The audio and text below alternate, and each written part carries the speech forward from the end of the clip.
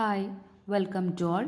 Today we are going to discuss lesson number 16 Kanasukara Kala from the textbook Savi Kannada for the class 4. In this lesson we are going to discuss about our former president Dr. APJ Abdul Kalam. Kanasukara Kalam, that means Kalam the dreamer. Let's read the lesson. ಪ್ರಸಿದ್ಧ ಮೂಳೆ ತಜ್ಞರೊಬ್ಬರು. ಪ್ರಸಿದ್ಧ means famous, ಮೂಳೆ ತಜ್ಞ means orthopaedic specialist. ಒಬ್ಬರು means one. ವಿಜ್ಞಾನಿಯೊಬ್ಬರ, one scientist. ಪ್ರಯೋಗಾಲಯಕ್ಕೆ, that means the laboratory. ಭೇಟಿ ಕೊಟ್ಟರು, visited. A famous orthopaedic specialist visited a scientist laboratory. ವಿಜ್ಞಾನಿ ತನ್ನ ಪ್ರಯೋಗಾಲಯ ಅಲ್ಲಿದ್ದ ವಸ್ತುಗಳನ್ನು ಒಂದೊಂದಾಗಿ ತೋರಿಸುತ್ತಾ ವಿವರಿಸಿದರು. ಒಂದೊಂದಾಗಿ ಮೀನ್ಸ್ ಒನ್ ಬೈ ಒನ್. ತೋರಿಸುತ್ತಾ ಮೀನ್ಸ್ ಶೋಯಿಂಗ್. ವಿವರಿಸಿದರು explained. So the scientist explained the object in his laboratory one by one to this orthopedic specialist. ಕ್ಷಿಪಣಿಯಲ್ಲಿ means in the missile. ಬಳಸುವುದಕ್ಕಾಗಿ, for using in missiles. ತಾನು ತಯಾರಿಸಿದ ಹಗುರವಾದ ವಸ್ತುವೊಂದನ್ನು ಹೆಮ್ಮೆಯಿಂದ ತೋರಿಸಿದರು. ಕ್ಷಿಪಣಿಯಲ್ಲಿ means in the missile. ತಾನು ತಯಾರಿಸಿದ means he had made. ಹಗುರವಾದ, that means very lightweight vastu means material. ಹೆಮ್ಮೆ means proud. So the scientist proudly showed a lightweight material that he had made for using in the missile. ಅದನ್ನು ಮೂಳೆ ತಜ್ಞರು ಕೈಯಿಂದ ಎತ್ತಿ ಬಲು ಹಗುರ ಎಂದು ಉದ್ಗರಿಸಿದರು. So then the orthopaedist picked it up by his hand and said, it is very light, it is a lightweight, very lightweight, he exclaimed. ಒಡನೆಯೇ ವಿಜ್ಞಾನಿಯನ್ನು ಹೈದರಾಬಾದಿನಲ್ಲಿರುವ ತಮ್ಮ ನಿಜಾಮ ಆಸ್ಪತ್ರೆಗೆ ಬರುವಂತೆ ಕೇಳಿಕೊಂಡರು. Immediately he asked the scientist to come to his Nizama hospital which is in Hyderabad. ಅಂದೇ ಜೊತೆಯಲ್ಲಿ ಕರೆದುಕೊಂಡು ಹೋಗರು. Then both of them went to Hyderabad for visiting that Nizama hospital. ಆಸ್ಪತ್ರೆಯಲ್ಲಿ ಚಿಕಿತ್ಸೆ ಪಡೆಯುತ್ತಿದ್ದ ರೋಗಿಗಳನ್ನು ತೋರಿಸಿದರು. Then the doctor showed the patients who were being treated in the hospital. ಅಲ್ಲಿದ್ದವರಲ್ಲಿ ಹೆಚ್ಚಿನವರು ಮಕ್ಕಳು. Most of the patients were children. ಅವರಲ್ಲಿ ಕೆಲವರು ಬೇರೆ ಬೇರೆ ಕಾರಣಗಳಿಂದ ಕಾಲಿನ ನ್ಯೂನತೆಗೆ ಒಳಗಾಗಿದ್ದರು. Some of them were handicapped due to various reasons. ಅವರ ಕಾಲಿಗೆ ಸುಮಾರು ಮೀನ್ಸ್ ಆಲ್ಮೋಸ್ಟ್ 3 ಕಿಲೋಗ್ರಾಂ ತೂಕದ ಲೋಹದ ಕ್ಯಾಲಿಪರ್ ಅಳವಡಿಸಿದ್ದರು. ಅವರ ಕಾಲಿಗೆ ಸುಮಾರು 3 ಕಿಲೋಗ್ರಾಂ ತೂಕದ ಲೋಹದ ಕ್ಯಾಲಿಪರ್ ಅಳವಡಿಸಿದ್ದರು. ಅವರ ಕಾಲಿಗೆ there is a metal, ಲೋಹದ caliper, a metal caliper which weighs 3 kilogram, that is 3 kilograms. ಸುಮಾರು means about. So a metal caliper weighing about 3 kilograms was fitted on his leg. ಆ ಭಾರವಾದ ಕಾಲನ್ನು ಎತ್ತಿ ಇಟ್ಟು ನಡೆಯಲು ಅವರು ಬಲು ಕಷ್ಟಪಡುತ್ತಿದ್ದರು. So he was struggling to walk with that heavy leg. ಇವರ ಕಷ್ಟವನ್ನು ನಿವಾರಿಸಲು ನಿಮ್ಮಿಂದ ಸಾಧ್ಯವಿಲ್ಲವೇ? ಸೊ ಎಂದು ವೈದ್ಯರು ವಿಜ್ಞಾನಿಯನ್ನು ಪ್ರಶ್ನಿಸಿದರು. The doctor question the scientist, can you relieve their sufferings? ರೋಗಿಗಳ ವೇದನ, ವೈದ್ಯನ ಕಳಕಳಿ, ವಿಜ್ಞಾನಿಯ ಮನ ಕಲಗಿತು. The pain of the patients, then the concern of the doctor. It disturb the mind of that scientist.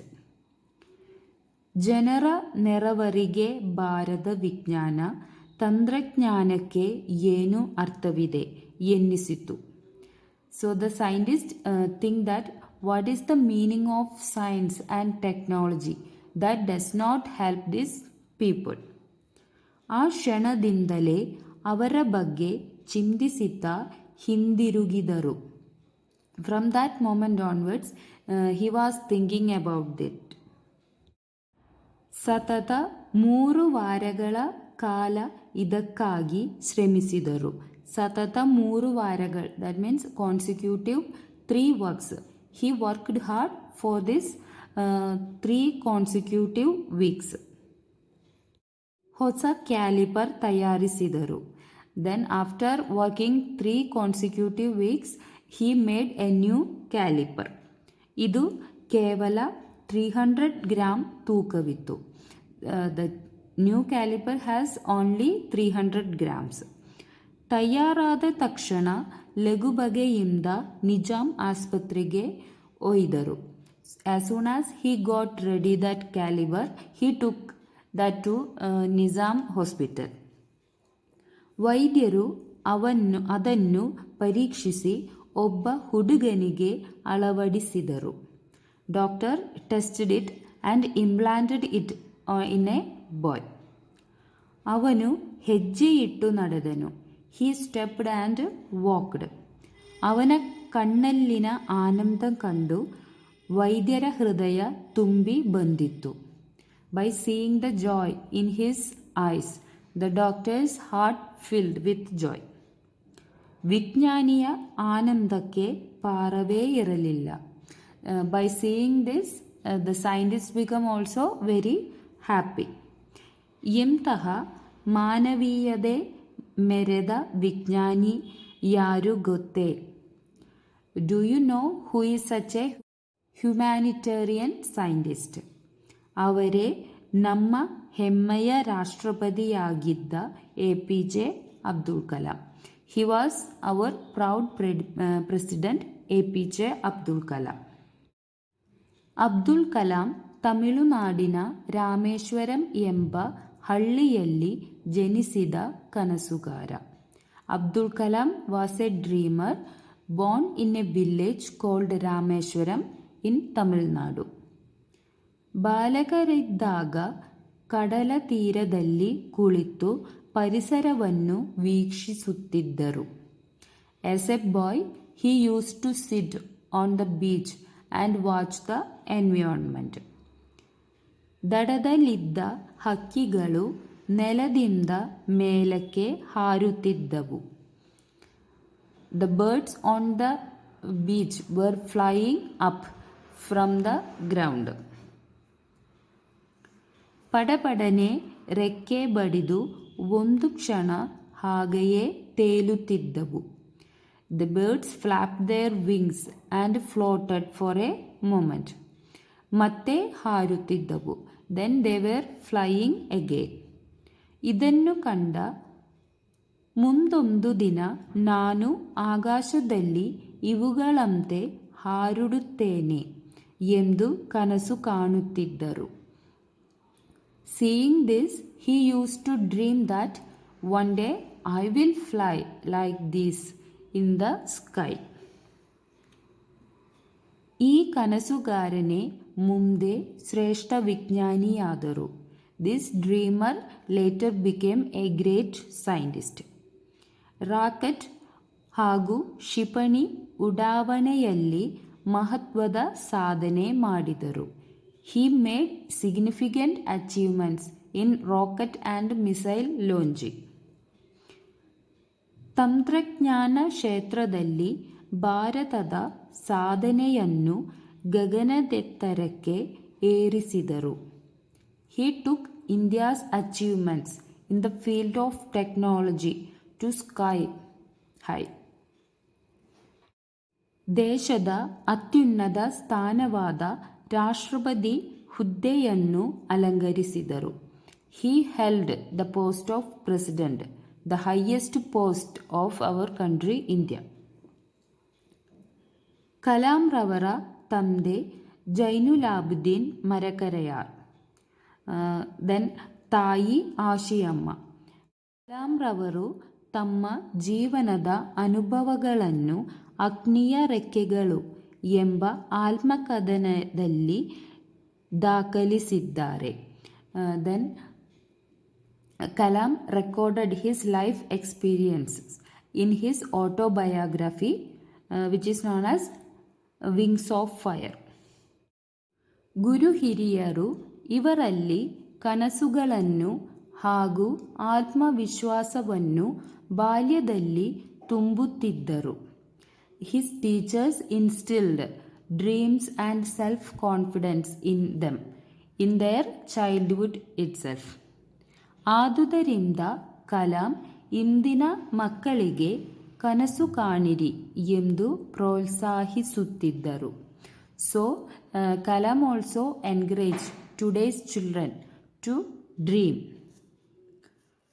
ಇವರ ಸಾಧನೆಯನ್ನು ಗಮನಿಸಿ ಜಗತ್ತಿನ ಸುಮಾರು 20 ಹೆಚ್ಚು ವಿಶ್ವವಿದ್ಯಾಲಯಗಳು ಗೌರವ ಡಾಕ್ಟರೇಟ್ ಪದವಿ ನೀಡಿ ಸನ್ಮಾನಿಸಿವೆ.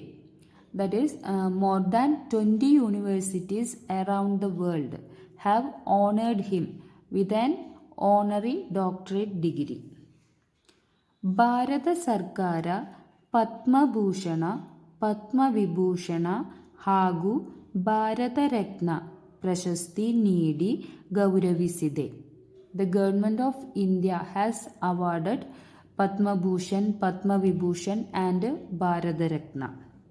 ಇವರು ದಿನಾಂಕ 27th ಜುಲೈ 2015 ರಂದು ವಿಧಿನಶರಾದರು. He passed away on 27th July.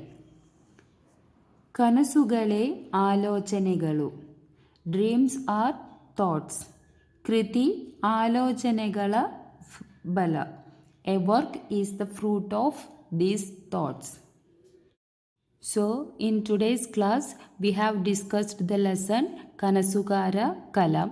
So ഈ ലെസൺ റീഡ് ചെയ്യാനും അതുപോലെ മീനിങ്ങും എല്ലാവർക്കും മനസ്സിലായി എന്ന് വിചാരിക്കുന്നു. അപ്പോൾ നെക്സ്റ്റ് ക്ലാസ്സിൽ നമുക്ക് വേറൊരു ലെസൺ ഡിസ്കസ് ചെയ്യാം. Okay, bye. Thank U.